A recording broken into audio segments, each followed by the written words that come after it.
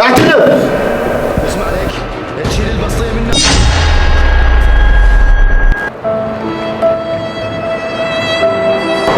يا الله يا فتاح يا رزاق. السلام عليكم. هلا حبيبي. بكيت من جبال.